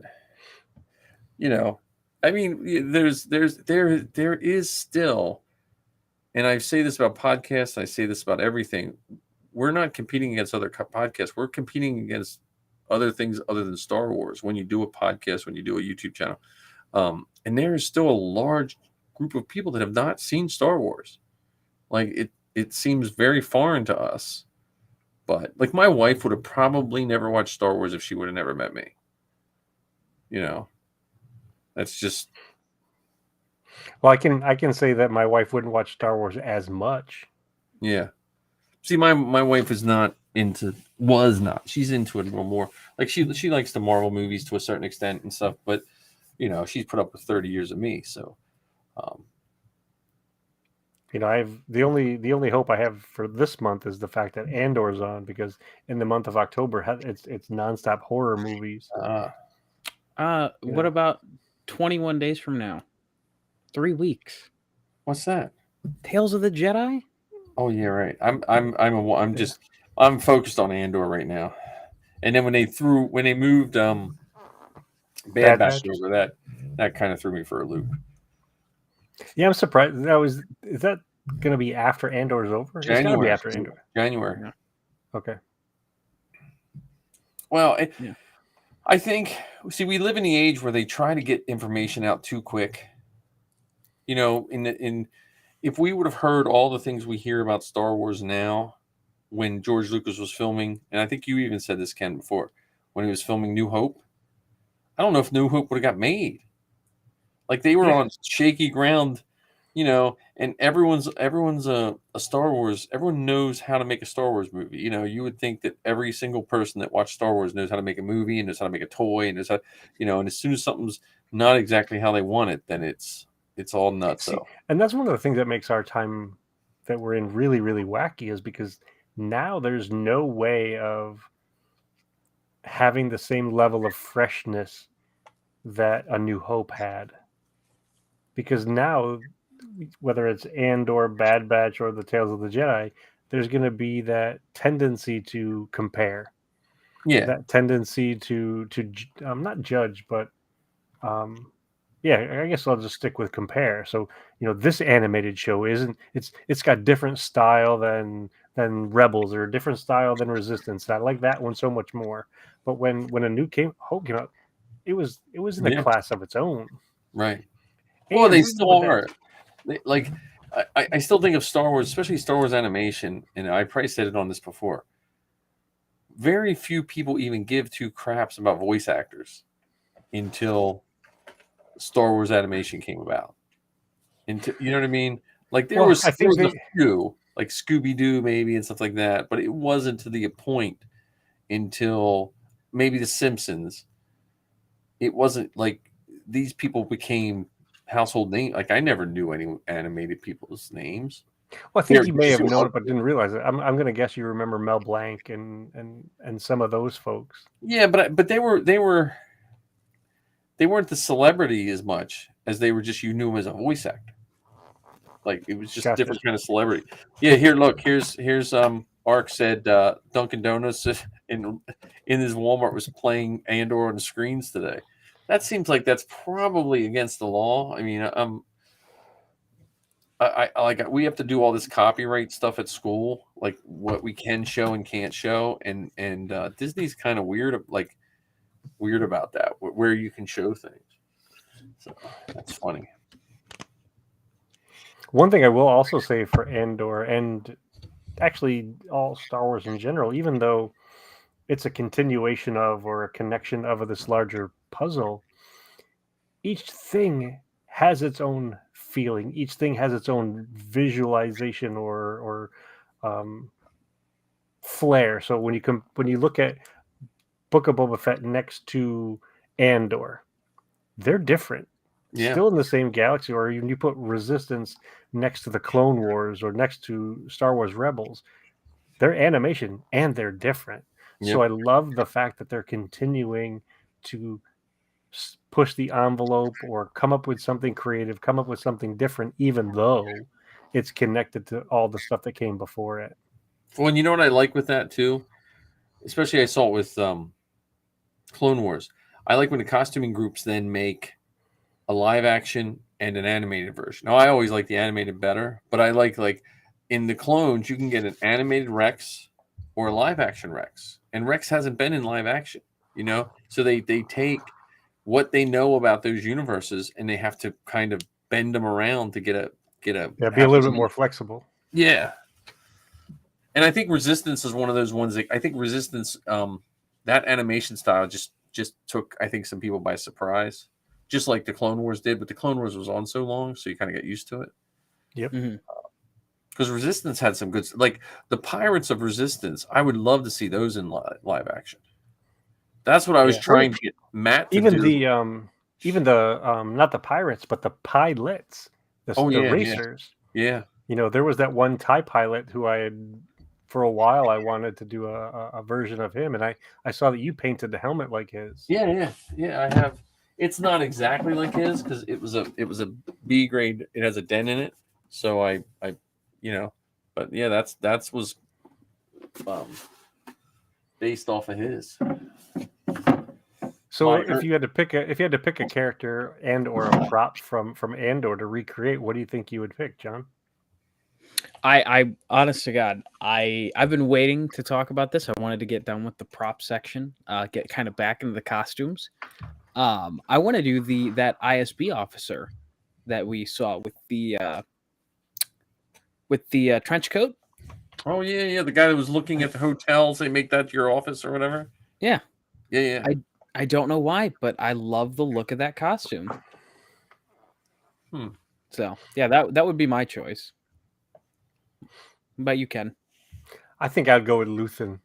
Not the Luthen that we saw when he met Cassian, but Luthen the Collector, with the different rings, and he has this fancy regal quality to him. I think that would be a fun one to do. You have to go to Hero Hair and get one of their wigs. They're fancy. I'll get one too. No. I haven't seen a costume yet I haven't seen a costume yet that I would like. Because I'm more of I'm waiting to see I need to see some armored people. So I'm waiting to see these clones that are coming through that we were teased. Or see if they have any cool pilots.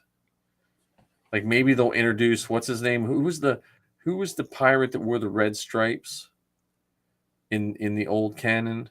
Baron Fell. Maybe they'll bring Baron Fell in. Yeah. Or bring a I can't wait till we see some of Saw's partisans. That could definitely change things. Yeah. He's got some cool folks on his crew. I would like to see two tubes. If two tubes would be a costume that I would love to try a full. I've been toying with the idea. I'm not making any projects, so don't worry. I got too many on my plate. But I was thinking a lot of times when I'm like driving, if I don't have a podcast to listen to, or it sometimes my podcast shuts off and then I have like 20 minutes. I forget to turn one on. And I was thinking of like Cad Bane. I was like, I wonder, because there's some good files, 3D files. I could print it, smooth it, run it in latex. And I was like thinking of characters I would like. And I was thinking Two Tubes was on there. Cad Bane is on there. Hondo. I would love to do a Hondo. But I want a prosthetic mask because most of the Cad Banes and Hondos I've seen look like bobbleheads. Because they have to make a mask big enough, that fits them and you can get it around your neck. And I thought, man, if you just did prosthetics, if you did a Cad Bane with a face prosthetic and a back plate that locks in and a chin prosthetic, you could keep the head small and not have because I trooped with a Cad Bane one time, and I think his hat was like 3 feet across. So it was a good costume, but it just was proportion wise. It was his proportions were a little off.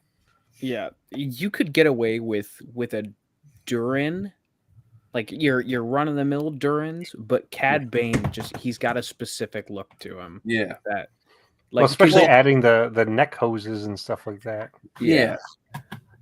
Yeah, I feel like since those were originally a mask, I feel like you could get away with it. But with Cad Bane though, between both the Book of Boba Fett and the animated stuff, he's just got such a slim face that you can't really pull that off without prosthetics. Yeah, that's the what I was looking at. But again, like I said, I don't need I need any more projects like a hole in the head.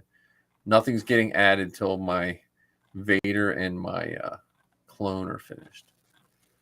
Did you ever finish your cycler rifle for your Tusken? It's sitting there. I put another coat of stain on it. Like it's one of those things I do. It's just standing there against the wall, waiting to And it's just like John said, it went from 100 degrees to freezing cold, which throws everything off. But yeah, look, there's the Cad Bane. And so I was like, I could take. I don't remember the hoses being that far back on his head. Yeah, I thought they were more. I thought they were like right here. Well, I have right to look. His chin. Yeah, I have to look. This is not based on. This is live action Clone Wars. This is not based on Book of Boba Fett. So this is but again, yeah, because this face is not the one. But if I made this one, then you would cut it right here. You would cut it right at the mouth line and roll that whole thing in latex, because I need one more mold to make. So. And then you have a matching set of all of them. Huh? You got one more mold set to make, and then you win a prize. Yeah. I like making molds. I just my wallet doesn't like making molds. That's the thing. And then when you have one fail, you want to see a grown man cry. That's the other. Marty's getting on me to finish my Tusken too, so I should throw that in with my. I should work on that in my. I'm like I just usually have 2 or 3 stations running in my garage. So when something gets hung up, like when I'm hung up on something, I gotta wait for something to dry. I have something to work on, so I work in like a circle. At one point in time, I was going to, those big spools that electrical wires come on. I wanted to put one of those in my garage with casters on it as a table, and then use that like a giant lazy Susan. Yeah. So I could just roll stuff around and paint and build. I need like 10. Like you were reorienting your cog. Yeah. Keep me focused.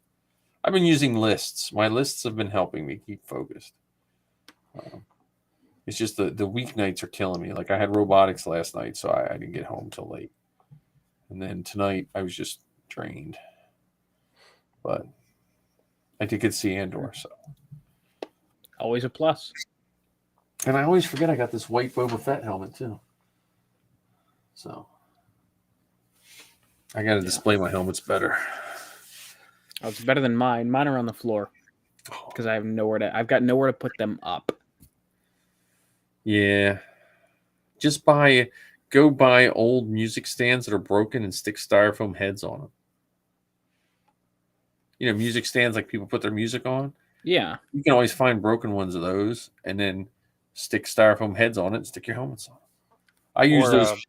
Or tripods. Or the other thing that shows up around here a lot are those lamps that you get that have the top part of it looks like this and the bulbs go in it. Yeah. And you can take that the bulbs part out and cut the electrical cord, and now you can get those stands. You can also use paper towel holders. Yeah. But I would put something on top because they'll eventually dent the top of your helmet. Right. I was thinking because like I see a lot of guys with like custom ones. I was thinking about 3D printing a couple of them. Yeah, because like they'll have the cogs on the bottom, and then you can make a Yep. nameplate for it. yeah. There's some guys that do CNC machines and cut the cogs out and do them and stuff. And you can use toilet paper or toilet fixtures are probably the best and cheapest. The floor flange, you put a toilet in for a toilet. Hang on. That's what I use for my C-3PO head. My protocol droid head. I didn't know you had a protocol droid head. Yeah. He's sparkly purple. Ooh. Yeah, it came out really good. Now it's helmet time. Sappy's head. Hmm.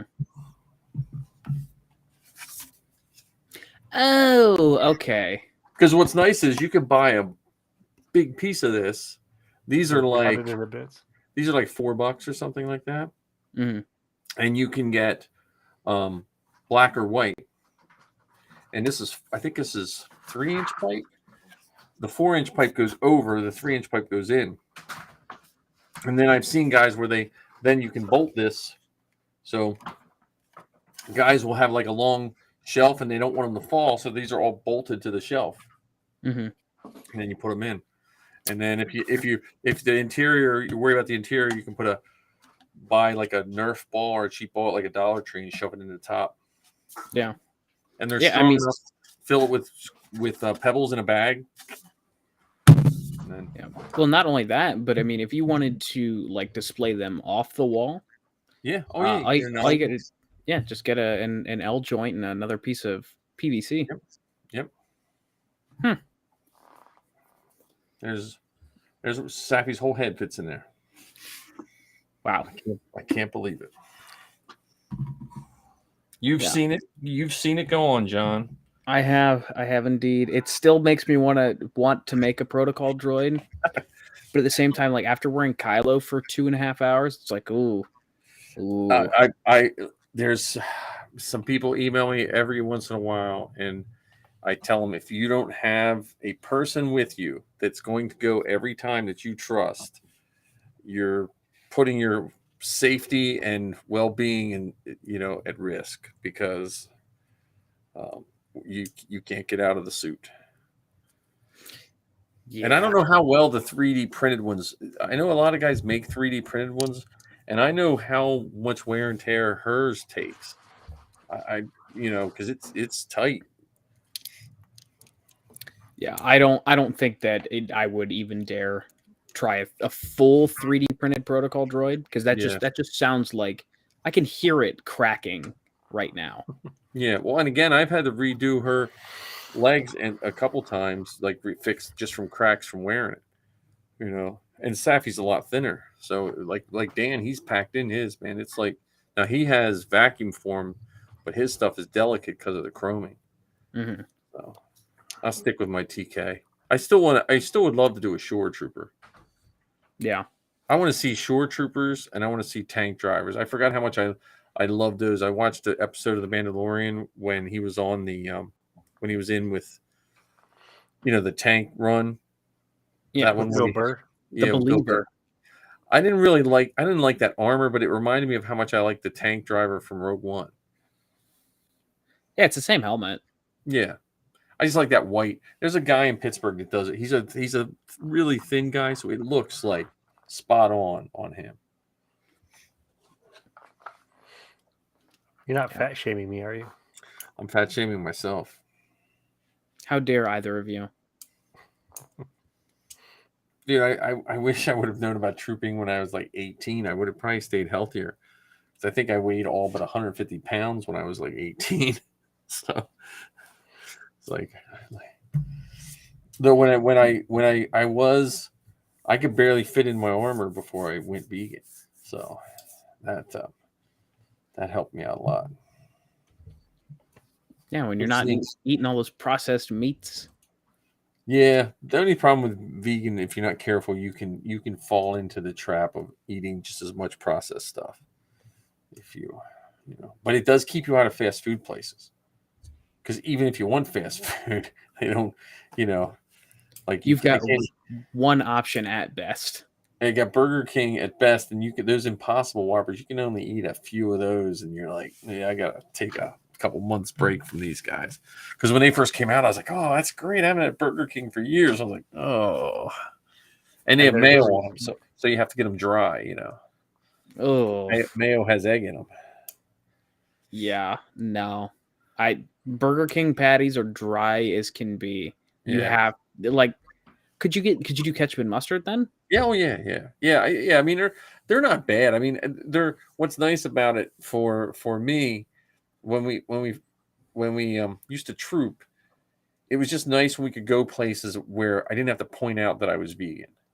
Like I could just, okay, I'll take because I just remember the first time when we had first went vegan, the first troop we did, we went to Bob Evans. And the only thing they had was they didn't even have a salad because the salad had cheese in it. The only thing they had were these fried mushrooms or something like that. And I'm not even 100% sure they were vegan. That's the only thing they had on their whole menu. I was like, okay. Are you sure that they were 100% mushrooms? I don't know. So, Yeah. But that's the plus side. Because like you can't have fries at fast food restaurants either, can you? Because It they've got depends. It depends. So like McDonald's, I can't because McDonald's has beef in them. They put beef in their fries, flavoring. Right. Burger Kings are vegan because they don't have anything on them. And Wendy's, depending on the Wendy's, because some Wendy's will use the same fryer for their chicken. So like the one Wendy's near me, I can't go to, but the Wendy's near my school, they have a separate fryer for their chicken. Speaking of food, what did you think of the food in the blue noodles? Andor? The blue noodles, the blue. Well, there was blue noodles. There was also the blue milk. It was orange milk. There was also orange, but there was also blue milk. He had that in his cereal. Yeah. Well, the cereal, I was like, that looked like Halloween Captain Cocoa Crunch Puffs or something like that. Blueberries. It was blueberry. Yeah. Is that what it was? Yeah, I saw that. Yeah, well, see, I think Lizzie and Zoe were talking about, I guess the blue noodles might even be in one of the Star Wars cookbooks or something. Yes. Because, Lizzie being a chef, she does a lot of that Star Wars cooking and stuff like that. Yeah, and that's just tea. They use the tea to dye the noodles. Because I remember Lizzie made remember the cakes that Ray got? The self-rising ones? Yeah, she made one of those. Because Lizzie's goal when she graduates from culinary school in June is she wants to work at the Haciat. That's her goal. That's awesome. That's her. And her goal since, if you listen to Star Wars Geek Girl 7 years ago, her goal was always to be a chef at Disney before there was a Star Wars anything. So she likes all the Star Wars cookbooks? Yeah. Oh, yeah. I guess you could say she eats that shit up. Yeah. Sorry, Ken. I had to get you back for one. She made us ratatouille when we went down to Orlando for Celebration because they got a house.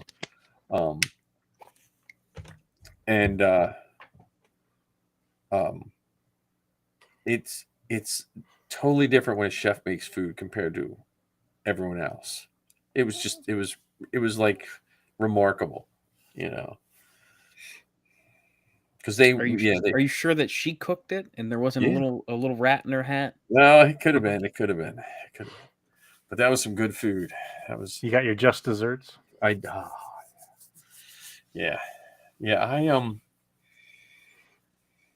was. I'm trying to think of Orlando. Where did we stay? We stayed at I forget where we stayed, but it was forever. It was like that one that was real far away, but it had a lazy river. What's the one that has the Hilton? The Hilton has a lazy river in Orlando for that my first celebration. Still haven't heard Florida since 2008. Yeah. Well, other than Celebration, I can't say I haven't been to Disney yet, but I don't really like Florida. So it's not my, We're going down in a couple weeks. I went to visit my real dad before he died, and it was like, don't walk on the grass because there's like killer ants, and it was like, it felt like 100% humidity. I was like, oh, this is terrible. Why do people live here? It's all right. I grew up in Ohio, so I know I'm going to end up living in Florida at one point or another in my life. Ohio is Florida's waiting room, apparently. Is it really? Yeah. See, I don't know. I think I'm gonna stay. I spent so much time and effort fixing this basement up. They're gonna have to bury me in the basement. Just fill it in when I go. Why is that room filled with dirt? Oh, Dad's there, dead. He's Well, what's actually going to happen if you ever decide to sell? It's probably going to end up on Zillow. One of those. You'll never believe what's in this basement. There's a Millennium Falcon. It'll be and a secret passageway. Yeah, it'll be those terrible, like realtor nightmares. Look, some idiot made a round doorway that looks like a spaceship in his room. What's wrong with him? And a secret door behind a bookshelf. Yeah, they'll be like, now where's the little child live? How old's your little son with all this Star Wars crap? And then you've got this Star Trek door here behind me. Yeah. All right, gents. Well, I do have to call it for the night. Yeah, I promised my dad we would build a little Lego set tonight. So what is that set? It's the AT-AT and Tauntaun microfighter. But it comes with 2 instruction manuals, so you can build them both at the same time. Oh, that's very nice. Nerds. Yeah, you nerds. It's like John is the nerdiest Wednesday night ever. I got off my Star Wars podcast to build Star Wars Legos with my dad. You win That's the so cool. you win the inflatable Falcon of the night. So yeah, all right, man. Yeah, that was an Amazon like, okay, cool. I'm like $5 away from free overnight shipping. So literally my go-to, whenever that happens, my go-to is always just Star Wars sort by overnight. Yeah. All right. I gotta head out too. So it was a good night, gentlemen. And we won't do it next week, or we will, or we won't. John won't be here next week. Yeah. My thing is like, because I work noon to 5 next Wednesday. So I actually don't have the day off like I normally do. So it's gonna really come down to, do I really want to drive all the way back to work, or do I want to stay at work? So, I would recommend doing your work thing just as a boss. I think that'll mean a lot to your, especially so early on. Yeah. True. Well, we'll figure it out, Ken. We'll get a really good guess when John's not here. Yeah, right. George Lucas will be on. No. Or Steele Saunders. I mean, he does that sort of thing. Or Kerwin. We can ask Kerwin to come on after his show. Oh, yeah, I ain't afraid to phone it in. I'll take 20 minutes out of the staff meeting to go and hop on. I'm sorry, I have to go talk to my friend George. Put it on the big screen. Yeah, right. That's what they need to see. Me and Ken in giant high def. Jumbotron. Yeah. Is that Jabba the Hutt with glasses? What the hell? All right, I'll see you guys. I'm gonna hit end stream before it goes